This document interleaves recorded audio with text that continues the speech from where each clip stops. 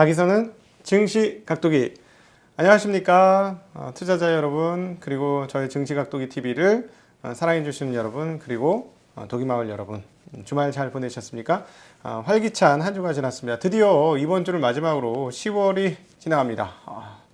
유행가에서 부르던 10월의 마지막 밤이 다가오고 있습니다. 이번 10월도 다 활기차고 의미 있게 잘 보내시기를 바랍니다. 저희 증시각도기 TV도 여러분 옆에서 여러분 돕는 도움자로서 역할 잘 할 수 있도록 하겠습니다. 그리고 특별히 요즘에 많이 힘들어 하시는 분들이 굉장히 많으신 것 같아요. 투자와 관련되어서. 그래서 그 주변 분들 중에서 힘들어 하시는 분들은 같이 이렇게 증시각도기 TV 가끔씩 볼 수 있으시면 좋을 것 같습니다. 저희가 이거를 투자해라 저걸 투자해라 하고 딱딱 맞는 투자의 방향을 말씀드리지는 않아요.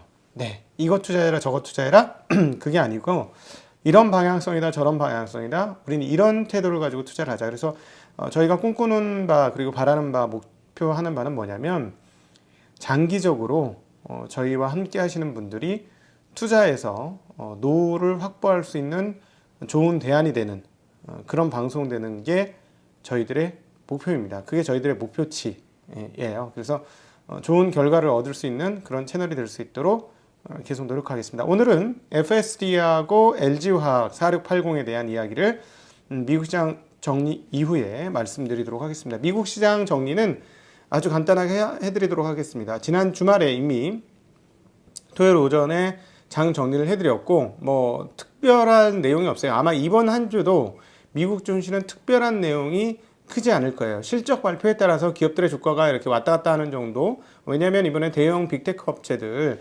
그러니까 애플, 구글, 아마존 이런 회사들의 실적 발표가 지금 기다리고 있습니다. 그렇기 때문에 그런 실적 발표에 따라서 주가가 많이 흔들릴 거라는 것은 뭐 뻔한 사실이니까, 그럼에도 불구하고 과연 뭐 실적이 그렇게 나쁠 것이냐, 그거 잘 모르겠어요. 그 정도까지 되지 않을 것 같고요. 그냥 무난하게 끝날 것이고, 그 다음에 눈치 보기가 장을 압도할 것으로 보여집니다. 지난주에 이제 D-Day, 그러니까 마감날, 마지노선들을 이미 넘어버린 분위기이기 때문에, 물론 이번 주에 그 부양책이 통과될 수는 있겠습니다만, 현재 여기까지 온 바로는 부양책 통과가 만만치는 않다. 그러나 어쨌든 부양책은 통과되는 거예요. 시간의 문제일 뿐이에요. 계속해서 말씀드리지만 시간은 우리 편입니다. 부양책과 관련해서. 그게 이제 자꾸 이제 대선 전이냐 아니냐를 하니까 어려워지는 건데, 결국 할 수밖에 없는 거예요. 그렇기 때문에 채권 가격이 약세를 나타냈고 달러 가격이 약세가 된 거예요. 그것들을 보면 이미 다 정해진 거예요. 그걸 갖고 일희일비할 필요는 없어요. 그래서 제가 이제 이건 시간은 우리에게 주어진 것이다. 그런데 뭐 오늘 내일 터지냐 내일 터지냐에 따라서 뭐 주가가 이렇게 오를 수도 있고 내릴 수도 있고 한 것 때문에 사람들이 설왕설래를 하는 거지만, 사실 그건 별로 중요한 문제는 아닌 것 같다라는 말씀 드리고요. 네. 일단 그 지난주 마감 시간 간단하게 해드리면, 아시다시피 설왕설래가 있고 니탓 공전 시전되었습니다. 트럼프는 주정부 지원해야 된다는 민주당 그런 생각 때문에, 민주당이 그 주지사를 맡고 있는 주정부를 지원해야 되는 것 때문에 안 된 것이다, 뭐 이렇게 얘기를 했고요. 그 다음에 그 우리 의장님, 펠로시 의장님께서는 이렇게 얘기했죠. 의지를 가져야 통과가 된다. 트럼프 대통령이 의지를 가져야 통과가 된다라고 이렇게 서로 설왕설래하면서 싸우는 그런 양상이고, 대선 전에는 좀 어려운 분위기로 이제는 서서히 넘어가고 있습니다. 네, 그 유럽에서는 코로나 확진자가 굉장히 많습니다. 스페인이 통금을 했고요. 이탈리아는 부분 락다운을 선언하고 있습니다. 그리고 민주당의 미국 상하원 대통령 전체 석권에 대한 가능성은 이제 서서히 줄어들고 있어요. 51%까지 지금 줄어들고 있고, 석유값은 리비아의 석유 증산이 이루어지면서 유가가 $40 이하로 하락하는 양상을 보여주었습니다. 네, 당장 이번 부양책이 대선 전에 들기 조금 희박해지자 채권 시장은 7거래일 만에 금리 상승이 꺾이는 흐름, 즉 채권 하락이 멈추는 흐름들을 보여주었습니다. 계속 간다면 어떻게 될까 했는데, 그리고 또 채권과 관련해서 여러분들이 기억하셔야 될 게, YCC는 안 하겠다고 했죠. Yield Curve Control, Yield Curve Control. 여기서 말하는 Yield Curve Control은 뭐냐면 장기 금리를 꺾어서 누르는 거죠. 더 이상 못 올라가게. 그건 할 의향이 없다라고 분명히 연준에서는 얘기했어요. 그런데 여러분, 더불어서 실질적인 YCC를 하는 거 아니냐에 대한 고민은 한번 해봐야 됩니다. 왜냐하면 10년물 금리가 0.9%를 돌파하게 되면 이거 뭐지라고 생각할 수 있어요. 그러나 최근의 분위기 봐서는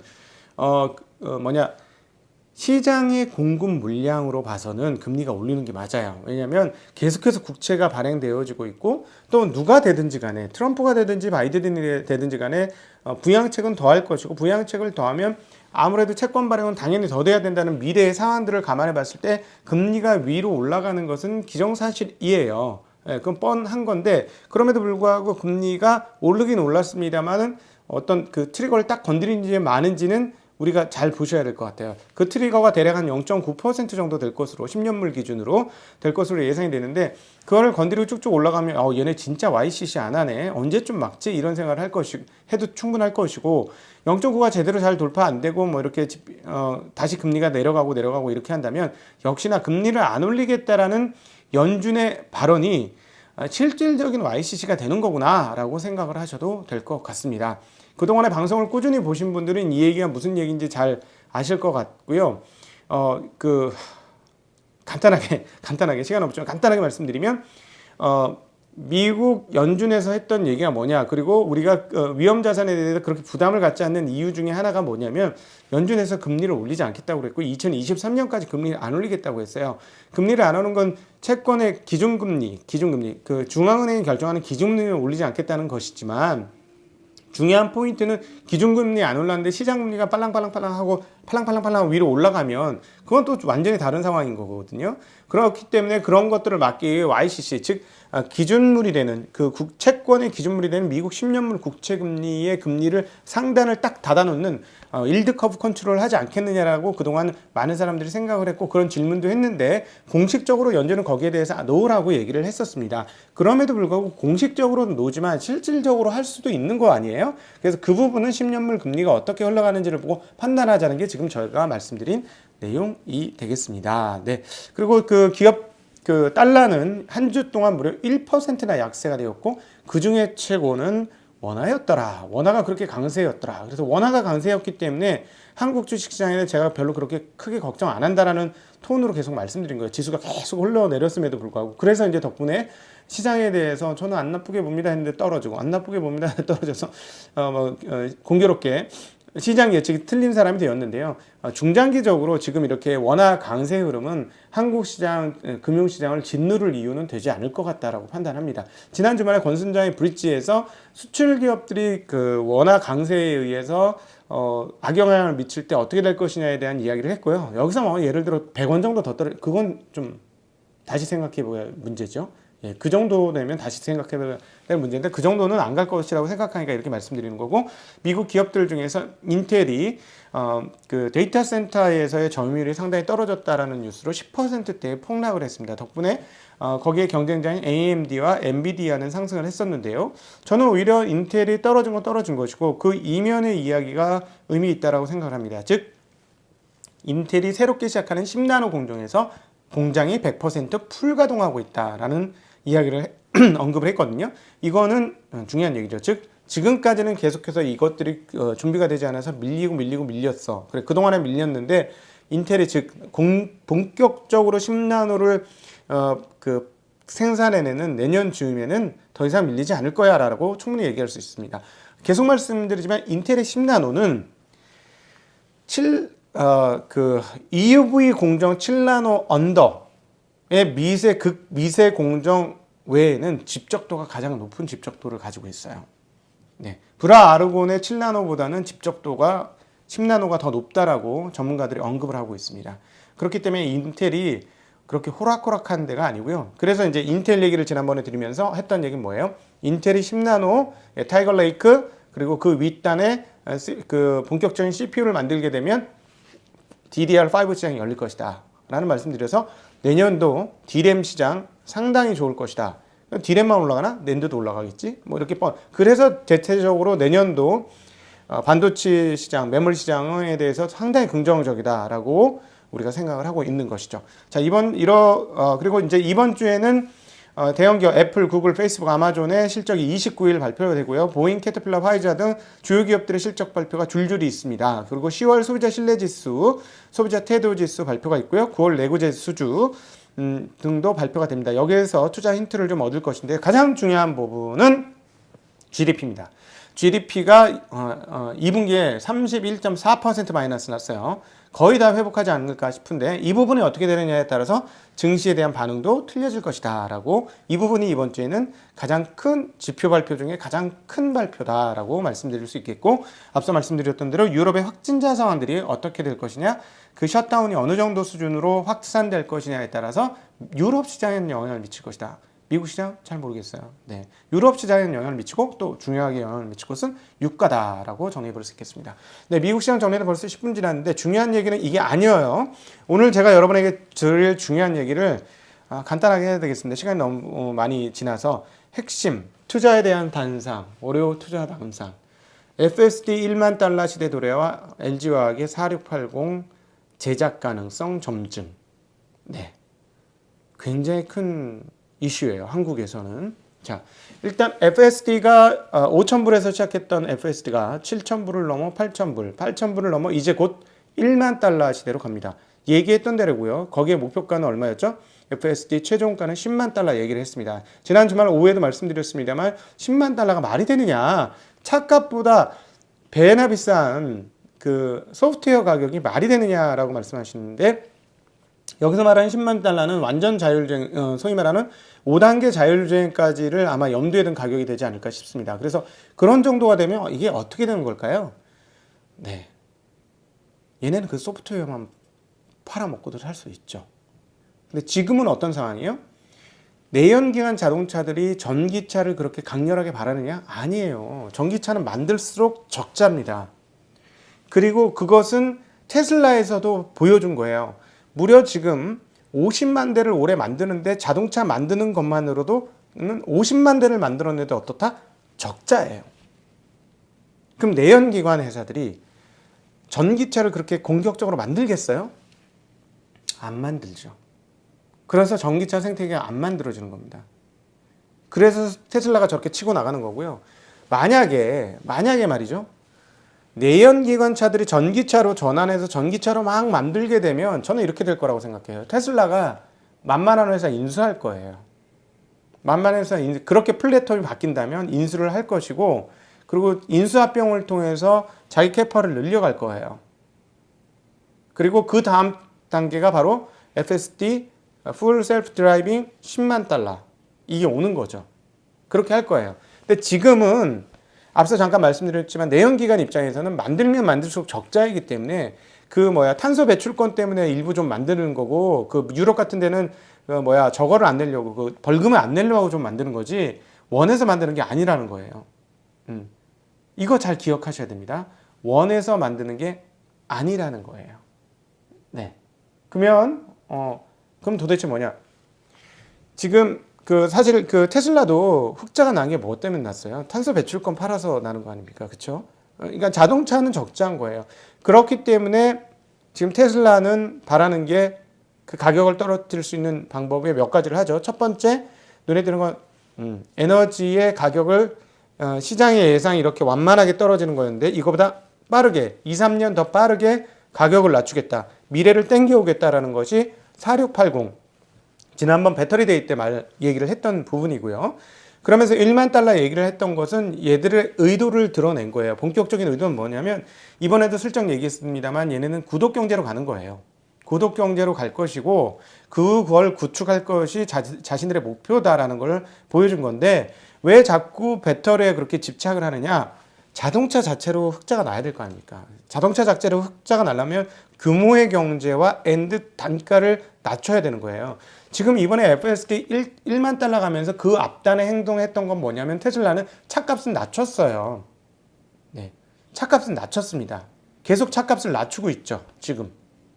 이건 뭐냐면 자기네는 자동차는 마치 옛날 프린터 팔듯이 프린터는 그냥 싼 값에 주고 잉크 팔아가지고 돈 벌었지 않습니까? HP 이런 데에서 잉크 값이 어마무시하게 비싸. 잉크 한 5개 쓰면 5개 정도 쓰면 이거 넘었잖아요. 프린터 값을. 이런 개념이 될 수 있죠. 그리고 그게 구축이 되면 그다음 그게 뭐가 돼요? 이게 생태계가 형성되잖아요. 네트워크 생태계가 됩니다. 이게 굉장히 무서운 거예요. 우리가 여기에 대해서 생각해 볼 수 있는 게 왜 1만 달러로 늘렸냐? 업그레이드 했잖아요. 업그레이드. 일부 자율주행 단계에 진화가 있었잖아요. 2.5라고 판단되던 게 이제 3을 넘어서 3.5, 4를 향해 가고 있지 않습니까? 그러니까 가격 올릴 수 있었어요. 그리고 소비자들은 거기에 만족해서 살 가능성이 높아지고 있어요. 이제는 두 가지 시그널을 준 거지. FSD 가격이 오를 거니까 지금 당장 너희 사야 돼. FSD 아직 완전하진 않지만 지금 FSD를 안 사면 나중에 후회할 거야. 비싼 가격에 살 거야 하면서 헷갈려. 자율주행 기능을 사게 만드는 거죠. 예. 그러면 이제 두 가지가 포진된 거죠. 일단 그걸 통해서 빠른 이익 확보를 하겠다라는 거예요. 소프트웨어는 일단 한번 만들어 놓으면 사실은 거의 추가 투자 비용이 크지 않잖아요. 물론 지금은 비용을 계속 추가하는 경우이긴 합니다만, 그러니까 그로 인해서 마진율 높은 시장이 열고 만들. 그러면 어떻게 돼? 기업 가치가 올라오겠지. 물론 이미 충분히 올라가 있긴 합니다만 그렇게 하나 만들 것이고, 그리고 자동차 값은 떨어뜨리면서 자기네들이 본질이 무엇이다라는 걸 우리 지금 시장에 보여주고 있는 거예요. 마음이 급하다 보니까 나중에 다시 한번 더 자세하게 말씀드릴게요. 아침이니까 짧게 줄이겠습니다. 자, 그 다음 단계. 대략 제가 무슨 말을 하려고 하는지 이해가 되시죠?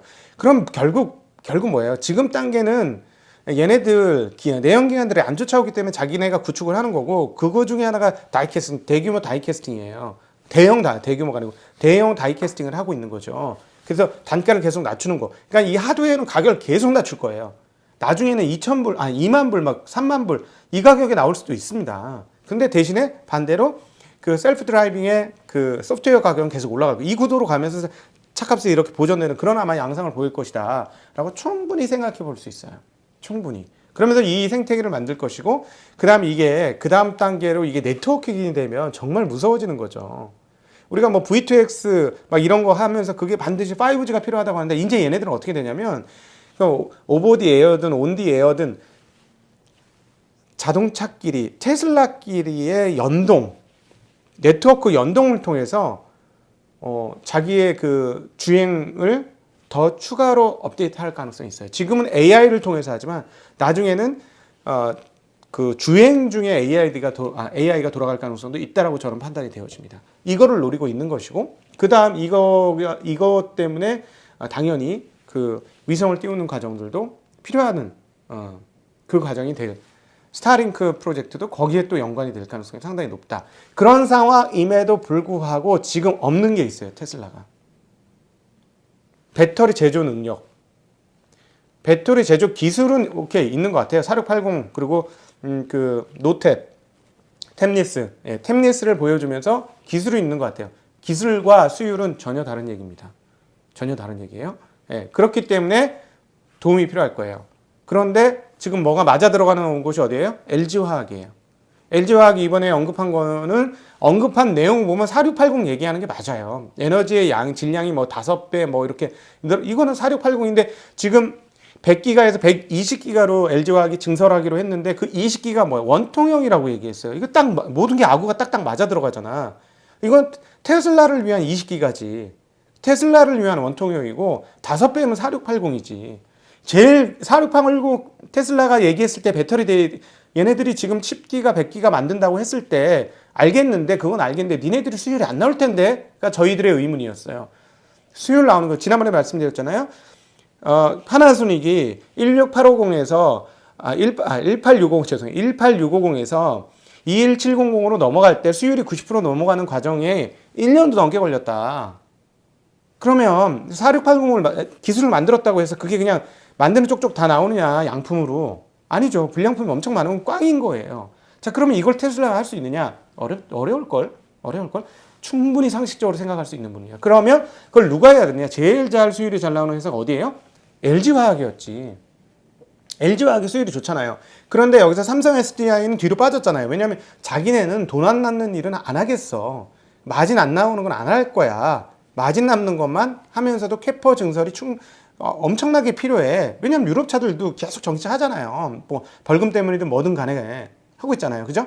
그러니까 이제는 근데 파나소닉은 삐걱삐걱 계속 삐걱삐걱 하는 거야. 근데 이번에 해보니까 그 상하이 쪽에 있는 거기에도 들어가는 것이고, LG화학의 그동안 최근에 시장에서 포착되는 의도는 뭐예요? 시장 점유율 1위. 우리는 점유율에서 2차 전지 세계 1등을 하겠다라는 것들이 계속 보여주었고, 그러면서 나왔던 이야기가 물적 분할 아닙니까? 물적 분할. 그래서 이제 우리나라 주주들이 난리가 났잖아요. 왜 물적 분할이냐라고 했는데, 물적 분할하면 자기 돈 넣고 다른 회사들도 돈 넣기가 좋아지죠. 그러니까 당연히 생각해 볼 수 있는 게 뭐냐면, 물적 분할을 하고 나면 다른 회사 돈을 땡길 수 있다. 그래서 뭐 10% 테슬라가 투자하느냐 마느냐, 지분 투자하느냐 마느냐 얘기 많은데, 만약에 4680을 본격적으로 할 것 같으면 지분 투자해야 되는 게 맞지 않겠어요? 그런 생각 충분히 해볼 수 있다는 거예요. 그래서 최근에 LG화학의 왜 그 시장이 그렇게 일주일 내내 곤두박질 치는데 LG화학이 괜찮고 외국인 투자자 샀냐, 이런 것들이 정리가 되는 거잖아요. 그죠? 뭐 이게 다 아구가 딱딱딱 맞아 들어간다는 거예요, 지금. 그런데 그러면 LG화학이 4680을 만드는데, 와 신난다, 너무 좋아요, 너무 좋아요, 신나요. 이거 되게 조심스러운 얘기인데, LG화학이 4680은 앞서 얘기했듯이 점유율 1등에 대한 목표, 그런 그 어떤 흐름, 그것과 연계되는 것도 있고, 최근에 이상하게 LG화학이 인발부됐다고 표현해야 되죠. 참여했던 자동차 사건들이 조금 눈에 띄는 거죠. 그런 부분도 조금 부담인 거예요. 그럼 돌파구가 이건가? 뭐 이렇게도 뭐 생각할 수 있는데, 이거는 그냥 추측들일 뿐이고 아무 근거 없는 내용들이고, 이건 됐고. 자, 다음. 그러면 뭐냐? 정말로 4680을 한다면 성배일 것이냐 독배일 것이냐, 이제 투자자들은 거기에 대한 생각을 해야 된다는 겁니다. 수율이 나오면 성배일 거예요. 수율이 안 나오면 독배입니다. 안전이 보장되면서, 당연히 이거는 뭐 기본이니까 더 이상 얘기할 거 없고, 안전이 보장되면서, 그리고 그 부분은 테슬라도 만약에 테슬라에 납품을 한다면 우리가 지금 예상하는 시나리오 중 하나인 것처럼 그거는 일부 테슬라에도 안전에 대한 보증이 달려 있으니까, 그거는 뭐 어떤 식으로든지 일단 넘어갈 수 있는데, 그럼 핵심 뭐야? 수율. 수율이 나오면 성배예요. 점유율, 세계 점유율 1위, 그리고 1위 그 사업자가 되면서 수익도 거머쥘 수 있죠. 그런데 수율이 안 나오면 점유율은 차지할 수 있지만 계속 밑빠진 독에 볼록기가 되면서 손실이 날 수 있어요. 지금 투자자들은 어디에 관심을 가졌다? 외국인 투자자들은 1번에 관심을 가졌다. 2번까지 아직 생각 안 하고 있다라는 것이죠. 우리 투자자들은 이 부분에서 과연 1번 될지 2번이 될지에 대한 고민을 해야 되는 상황이 되겠습니다. 어찌되었건 테슬라 덕분에 투자할 생각과 거리와 고민할 거리가 많아졌다는 건 정말로 고마운 점인 것 같습니다. 네, 땡큐 테슬라. 예, 테슬라를 투자하라는 얘기인 건 아닌 건 아시죠? 네. 예. 그 밸류 체인에 대해서 지금 말씀드린 겁니다. 아마도 이 정도까지는 아닐 거예요. 애플 폭스콘, 그러니까 애플 폭스콘 연합 정도는 아닐 걸로 보여지고, 좀 다르죠. 그렇게까지는. 그거는 한참 뒤의 얘기예요.